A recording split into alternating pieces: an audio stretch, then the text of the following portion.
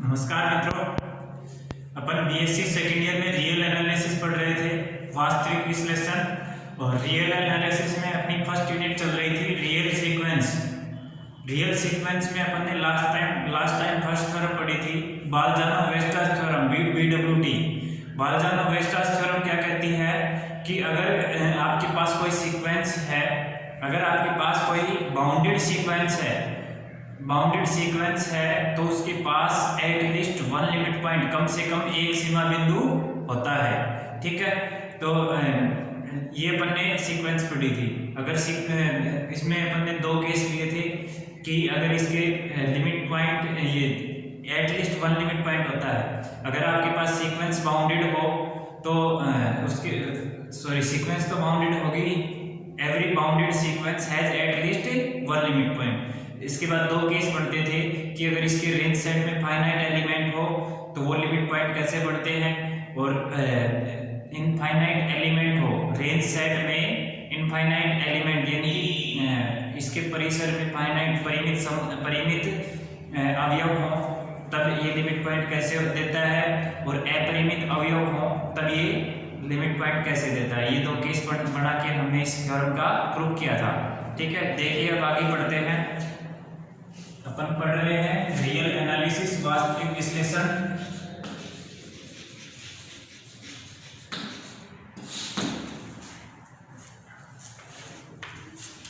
देखो, limit of sequence, बाल्ज़ानो-वेस्टास theorem के बाद में अपन पढ़ रहे हैं लिमिट ऑफ सीक्वेंस, अनुक्रम की सीमा। लिमिट ऑफ सीक्वेंस, अनुक्रम की सीमा। देखो, मैं इसकी पहले परिभाषा लिख देता हूं और उसके बाद में फिर समझेंगे इसको कैसे होती है। माना xn कोई वास्तविक अनुक्रम है, माना xn कोई वास्तविक अनुक्रम है,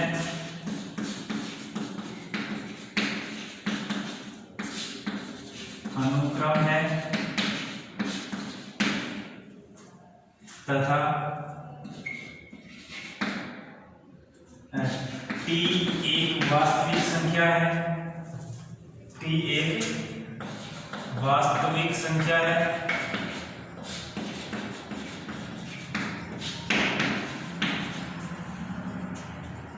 अनुक्रम xn की सीमा कहलाती है, अनुक्रम xn की सीमा t कहलाती है, की सीमा t कहलाती है यदि किसी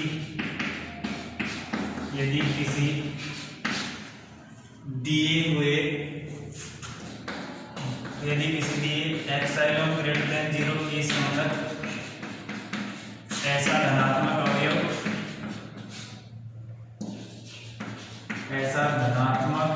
अवयव या धनात्मक पूर्णांक कह दो, धनात्मक पूर्णांक n0 जो एप्सिलॉन पर निर्भर करता है, एप्सिलॉन पर निर्भर करता है, n0 विद्यमान है ताकि xn माइनस t का mode less than epsilon for all n greater than n0। देखो क्या कह रहा है, xn कोई वास्तविक अनुक्रम है, t एक वास्तविक संख्या है, xn की सीमा t कहलाती है यदि किसी दिए एप्सिलॉन ग्रेटर देन 0 के लिए, यदि किसी एप्सिलॉन ग्रेटर देन 0 के संगत धनात्मक पूर्णांक ऐसा विद्यमान हो, n0 less than epsilon,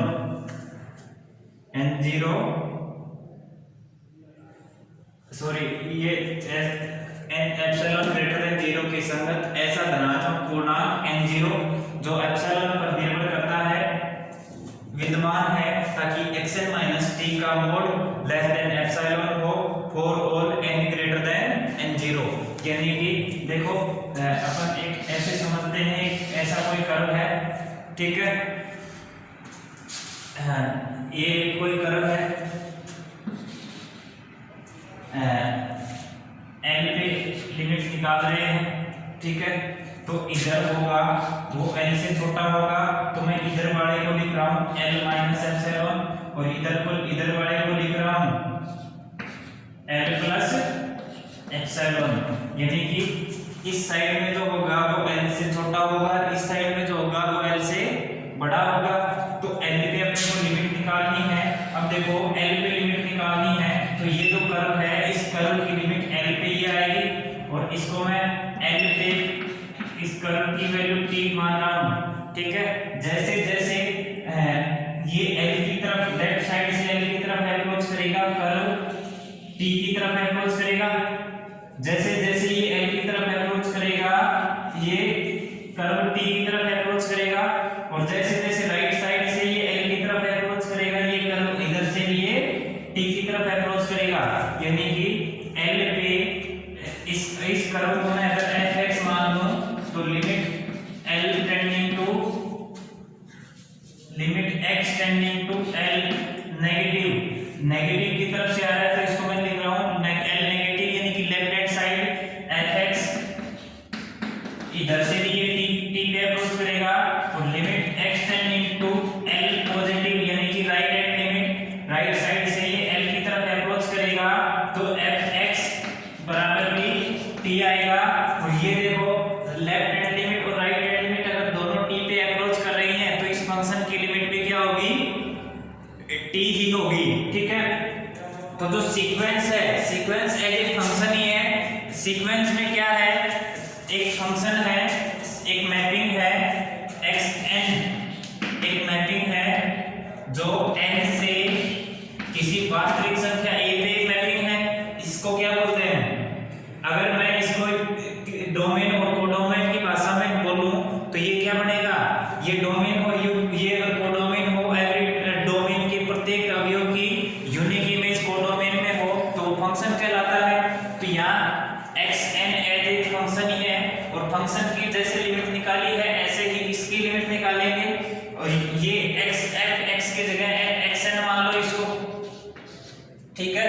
limit x tending to l पे fx की लिमिट t, और limit x tending to l पे fx की limit t, left hand limit और राइट हैंड लिमिट दोनों अगर t है तो फंक्शन की लिमिट एग्जिस्ट कर रही है, यानी कि सीक्वेंस की लिमिट एग्जिस्ट कर रही है और वो t है, ठीक है।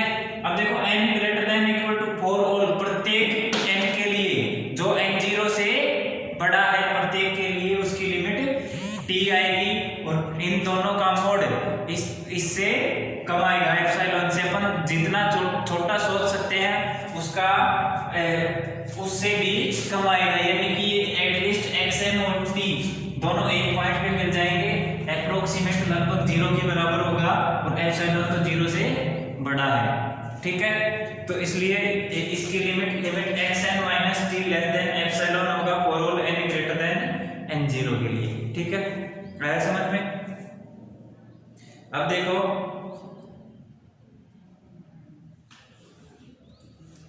प्रतीकात्मक रूप से इसे limit x n tending to infinite पे xn बराबर t या लिमिट xn बराबर xi से t से व्यक्त करते हैं। अब देखो मैं इसको मिटा देता हूं, लिख लेते हैं इसे प्रतीकात्मक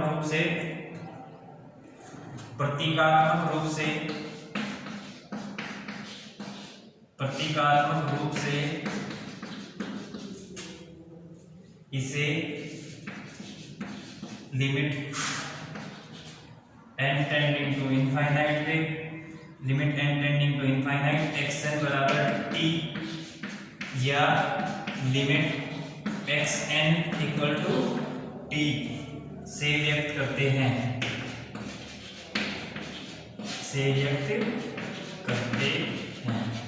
ठीक है।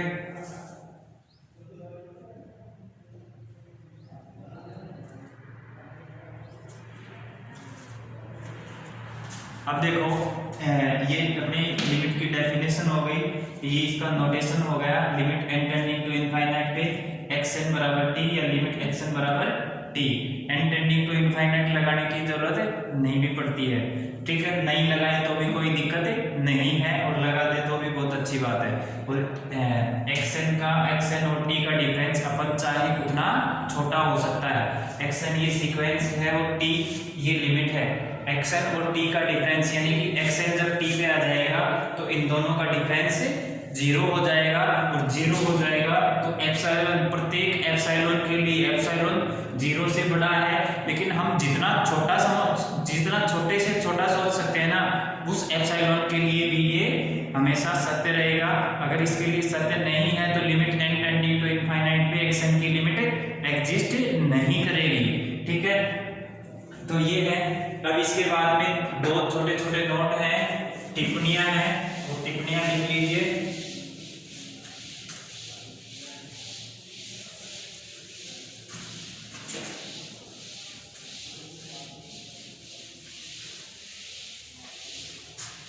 देखो नोट लगा के लिख लो। पहला नोट है साधारण भाषा में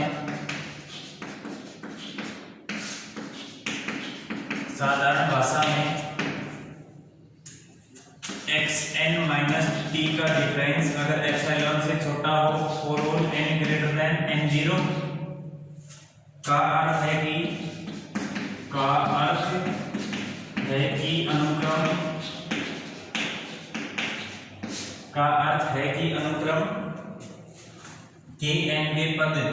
अनुक्रम के nवें पद तथा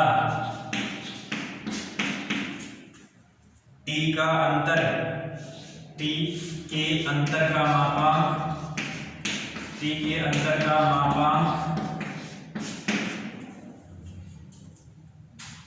n के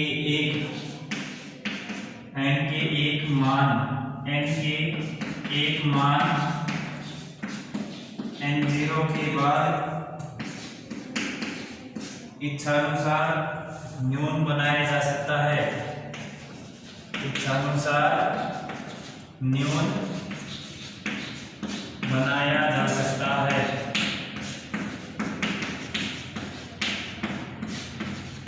देखो दो चीज मैंने बताई थी वही चीज लिखी है। xn और t का जो डिफरेंस है वो अपन चाहे जितना छोटा बना सकते हैं एक n के बाद। ये कह रहा है एक n की एक मान n0 के बाद इच्छानुसार न्यून बनाया जा सकता है, यानी कि xn और t का डिफरेंस छोटे से छोटा बन कर सकते हैं, ठीक है, उस n0 के बाद, ठीक है। एप्सिलॉन क्या है? एप्सिलॉन 0 से बड़ा है, छोटे से छोटा धनात्मक है, छोटे से छोटा धनात्मक वास्तविक अवयव है, वास्तविक संख्या है, छोटी से छोटी, ठीक है। तो इसके लिए अपन चाहे उससे जितना छोटा सोच सकते हैं उससे भी छोटा बना सकते हैं इसको, ठीक है। नेक्स्ट दूसरा है एक अनुक्रम की सीमा तथा सीमा बिंदु की परिभाषा। एक अनुक्रम की सीमा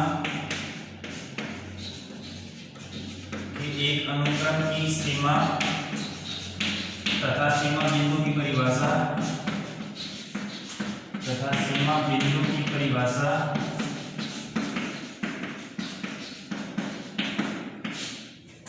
अनुक्रम की सीमा तथा सीमा बिंदु की परिभाषा से सरलतापूर्वक देखा जा सकता है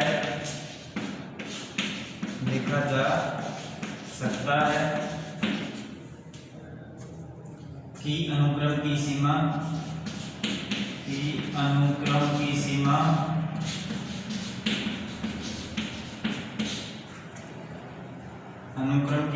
उसका सीमा बिंदु भी होती है।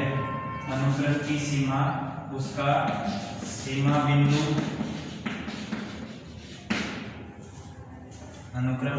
उसका सीमा बिंदु भी होती है, ठीक है। किंतु इसका विलोम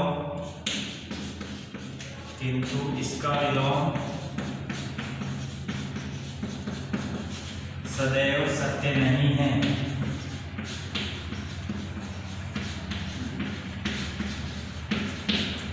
किंतु इसका विलोम सदैव सत्य नहीं है। देखो ये क्या कह रहा है, एक अनुक्रम की सीमा तथा सीमा बिंदु परिभाषा से सरलतापूर्वक देखा जा सकता है। अनुक्रम की सीमा और सीमा बिंदु, अनुक्रम की लिमिट और लिमिट पॉइंट, ठीक है, दोनों डेफिनेशन से ही स्पष्ट हो रहे हैं कि अनुक्रम की सीमा और सीमा बिंदु, अनुक्रम की सीमा उसका सीमा बिंदु होती है, एक्शन है, उसकी लिमिट जो है वो उसका लिमिट पॉइंट भी होता है, बट उसका लिमिट पॉइंट यानी कि उसका सीमा बिंदु उस अनुक्रम की सीमा नहीं होती है। यानी कि अनुक्रम की सीमा है वो तो सीमा बिंदु होता है, लेकिन इसका विलोम सदैव सत्य नहीं है। या अपन और लगा के ऐसे लिख ले,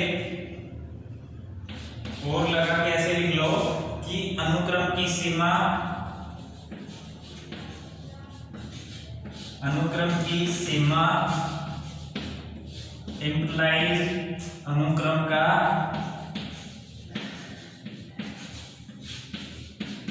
सीमा बिंदु, ठीक है, but converse not to true, ठीक है, यानी कि अनुक्रम का सीमा बिंदु है वो अनुक्रम की सीमा नहीं होता, ठीक है, अनुक्रम की सीमा है तो वो अनुक्रम का सीमा बिंदु तो होता है, अनुक्रम का सीमा बिंदु अनुक्रम की सीमा नहीं होता। या ऐसे लिख लो, अनुक्रम का सीमा बिंदु, अनुक्रम का सीमा बिंदु अनुक्रम का सीमा नहीं होती, अनुक्रम की सीमा, देखो सीमा है वो सीमा बिंदु है, सीमा बिंदु है वो सीमा नहीं है, यानी कि कन्वर्स नॉट ट्रू, ठीक है, इंप्लाइज लगा दिए कि सीमा सीमा बिंदु है, सीमा बिंदु सीमा नहीं है, ठीक है। एक एग्जांपल दे, एक एग्जांपल मैं लिखता हूं कि लिमिट एंड टेंडिंग सीक्वेंस जो है xn equal to -1 raise to power n, ठीक है, मैं इसका एक एग्जांपल लिख लेता हूं, लिमिट n ये xn बराबर -1 raise to power n। Example में लिखो xn बराबर -1 रेज़ टू पावर n, ठीक है। जब इसकी लिमिट निकालेंगे तो limit n tending to infinite अनुक्रम की सीमा, अनुक्रम की सीमा बराबर limit n tending to infinite into -1 raise to power n बराबर 1 या -1, अतः सीमा डज नॉट एग्जिस्ट, अनुक्रम की सीमा का अस्तित्व नहीं है, अतः सीमा का अस्तित्व नहीं है, ठीक है। देखो सीमा तो है नहीं इसकी, परंतु इस अनुक्रम xn या -1 रेज़ टू पावर n का सीमा बिंदु -1 है, ठीक है। देखो सीमा का तो अस्तित्व नहीं है और सीमा बिंदु -1 और 1 है, ठीक है। देखो सीमा का अस्तित्व नहीं है, सीमा बिंदु 1 और -1 है। देखो अनुक्रम की सीमा बिंदु का अस्तित्व नहीं है, जबकि उसकी सीमा क्या है, सॉरी सीमा का अस्तित्व नहीं है, ये तो मिल ही नहीं रही, जबकि सीमा 1 और -1 है, ठीक है। सीमा बिंदु -1 और 1 और सीमा का अस्तित्व नहीं है, कन्वर्स डज नॉट ट्रू। और एक एग्जांपल मैं ऐसा भी लिख देता हूं जिसकी सीमा और सीमा बिंदु दोनों क्या है, एक ही है। एग्जांपल नंबर फर्स्ट लिख लो और एग्जांपल नंबर सेकंड लिखो, xn बराबर 1/n का सीमा बिंदु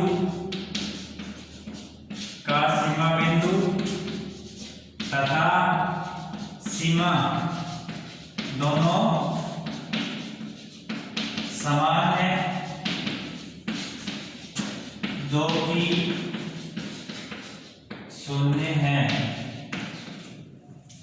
जो कि limit n tending to infinite 1/n बराबर, देखो limit n tending to infinite 1/n, action बराबर क्या है 1/n है, 1/n limit n tending to infinite पे 1/n की लिमिट 0 जाएगी, तो अनुक्रम की सीमा क्या है, अनुक्रम की सीमा 0 है और वही सीमा बिंदु हो जाता है। जो अनुक्रम की सीमा होती है वही सीमा बिंदु, देखो अनुक्रम की सीमा इंप्लाइज अनुक्रम का सीमा बिंदु, जबकि सीमा बिंदु है वो सीमा नहीं होती है। ठीक है, तो हमें सीधा सा ये देखना है कि कोई भी अनुक्रम है उसकी अगर सीमा बिंदु निकालने हैं तो लिमिट निकाल लो उसकी, अगर लिमिट एग्जिस्ट कर रही है तो वही उसका सीमा बिंदु होगा। ये कोई जरूरी नहीं है कि लिमिट एग्जिस्ट कर रही है और वही उसका सीमा बिंदु है, सीमा है तो वो सीमा बिंदु है, वो तो सीमा बिंदु है ही, उसके अलावा सीमा बिंदु और भी हो सकते हैं। ठीक है, उम्मीद करते हैं समझ में आया होगा। अगर कोई डाउट है तो नेक्स्ट लेक्चर में देखते हैं।